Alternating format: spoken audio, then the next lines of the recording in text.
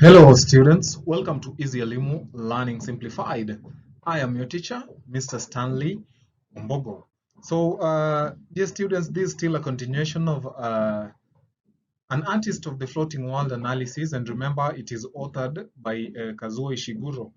So we've been able to look at the episode summaries right from episode 1, 2, 3, and 4.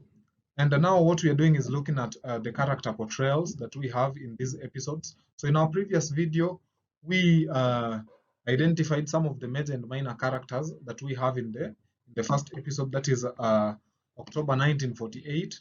And we were also able to look at the character traits of these characters. So in this session, we are going to do the same. So we are looking at character portrayal of episode 2. And remember, when I talk about episode 2, we are talking about April, some of the scenes and the striking events that we have in April 1949.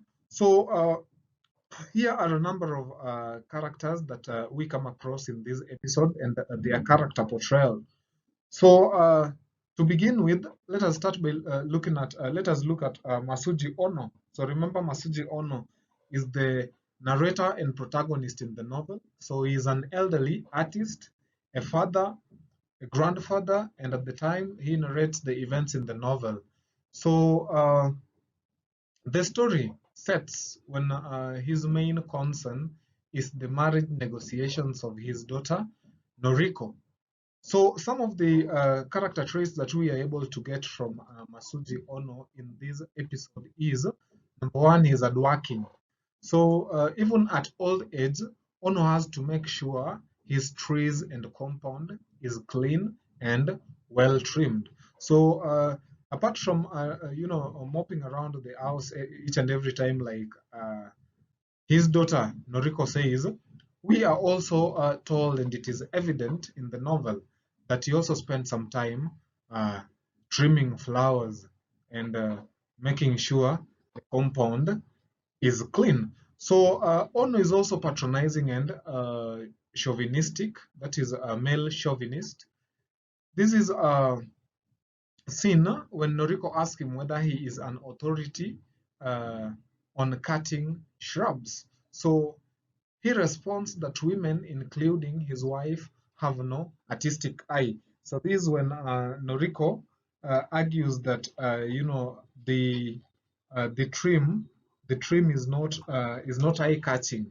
So he challenges Noriko to also try and trim the flowers into a perfect shape that she wants, and later says that women, including his wife, have no artistic eye.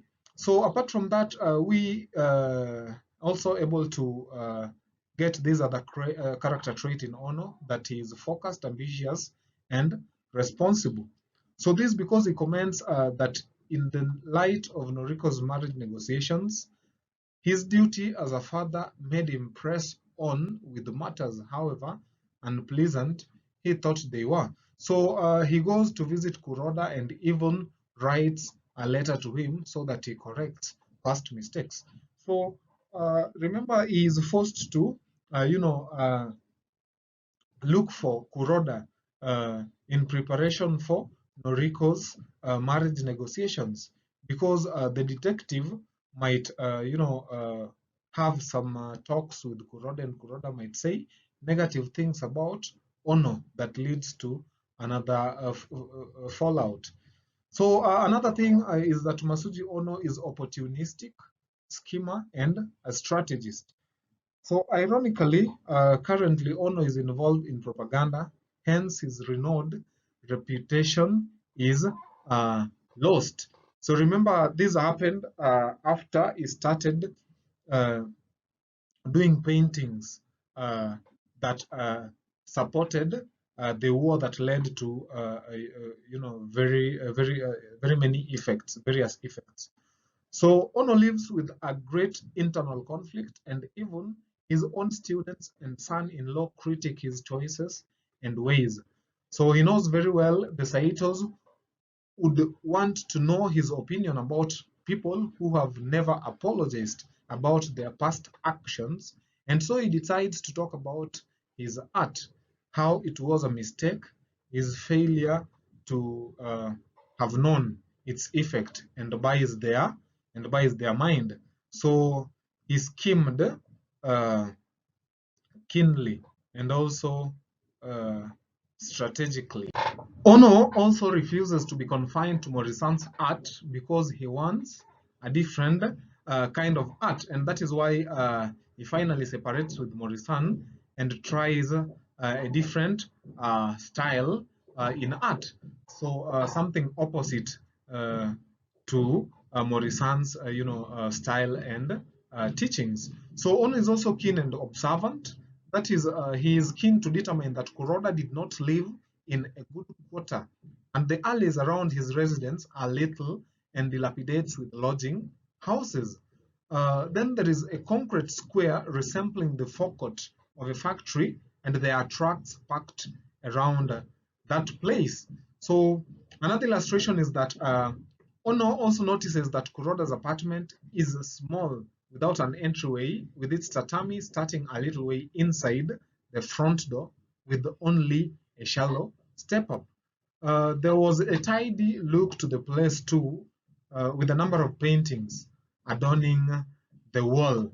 So another illustration is that Ono observes how nervous Noriko is in the second marriage negotiation meeting with the Saitos, and he recognizes Mitsuo Saito as Enchi, a boy he had met at Kuroda's. So he also senses that the young Saito is uncomfortable with him, and he has a sense of hostility towards him. So another trait that we also see in Ono is that he is emotional, and that is he is also irritated that his daughter Noriko questions on his artistic eye when he cuts the bamboo tree. And Ono is also portrayed as judgmental in the episode. So during the meeting with Saitos, Ono suggests that Taro is intelligent, responsible, and possessing all assured grace and manners. So he also says Taro's mannerisms were more like switches. Then another thing is that he is firm and persistent. So when he visits Kuroda, Enchi tells him he should not wait if he is Ono, because Kuroda might not wish to meet him, but he insists to wait. So we can also say that he is insistent. The fact that Enchi told him not to wait for Kuroda because Kuroda wasn't going to be pleased to meet him, but he insists on waiting, uh, proves that he is firm, persistent, and insistent. So the second character that we have here is Noriko. So Noriko is the younger daughter to Ono, and in the episode, she is depicted as a character that is content. So she soon becomes enamored with her second marriage arrangements and is content when she finally marries. So she already tells Morisan that her marriage negotiations are settled, and also tells Setsuko the same. So another thing about Noriko in this episode is that she is temperamental, bitter, unforgiving, and antagonistic. So Noriko views her father Ono as someone she must care for, forming a small bitterness and antagonism towards him. So another thing is that another illustration on the trait of temperamental, bitter, unforgiving, and antagonistic is that Noriko is quite emotional when she realizes her father has cut the bamboo tree and accuses him of thinking he is an authority. So she keeps indicating that her father mops around when in reality that isn't true. So Noriko is also frank, candid, and outspoken. We are told that when the father is taking her to the meeting with Dr. Saitos, she comments on the delay by her father to dress and on his failure to really consider her marriage negotiations important. Then we have the third character we are coming across in this episode, that is Setsuko. Remember, she is Ono's elder daughter, and she is married to Suichi and has a son named Ishiro. So Setsuko is loving. We are told that she is strongly connected with her sister Noriko, even though they are different temperamentally. So she comes to spend with her after her marriage negotiations with the Miyake's fail. So she also helps her prepare for the second negotiations and ensures the father meets all the expectations from Dr. Saito's family. There is the fourth character we also come across in this episode, that is Suichi. So Suichi is the husband to Setsuko and son-in-law to Ono. He symbolizes the new and the changing ideals of Japan and is quite candid regarding the role of Ono in the war. So he often speaks out his sentiments concerning the war. And we also get to learn in the novel that before the war, he appeared to be a well-mannered and happy man. After the war, he transforms into a relatively angry and bitter man because of the encounters he had as a soldier. So I think he's just haunted with some of the scenes uh, uh, that happened, or that happened in the minefield, that is during the war. So Switch is polite and friendly. We are told that during the Saito's meeting, Ono recalls that Suichi exhibited personalities such as politeness and uh, friendliness. We also have the fourth character in the episode, that is Kuroda. So Kuroda is presented as a former protege and student to Ono. So at the beginning, presented in a flashback, Kuroda has a strong relationship with his teacher. Nonetheless, when Ono condemned the direction of Kuroda's art and later reported the issue to the Committee of Unpatriotic Activities, a dramatic twist follows. So Kuroda is punished and his paintings are banned. So some of the character portrayals that we see in Kuroda is that he is hateful. Uh, in the episode, Kuroda strongly dislikes Ono, hence rejects meeting or seeing Ono again. So when he sees Ono at a distance, he turns and walks away. So another thing is that he is emotional and unforgiving.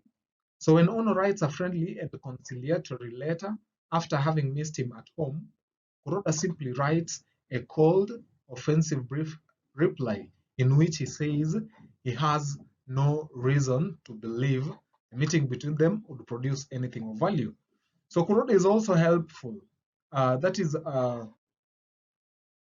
when Ono visits, Enchi testifies that he had been of help to him when he lost a residence. That is, he welcomed him to his house after being chased uh, or after being told to vacate by his landlord.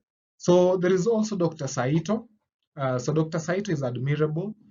During the marriage negotiation meeting with the Saitos, Ono says that Saito was an expert in generating a relaxed atmosphere. Then we have Shintaro. Shintaro, we are told, is humble and polite. So he often greeted Ono politely. Even when he came to request that Ono recommends for his brother, he was so humble in his approach.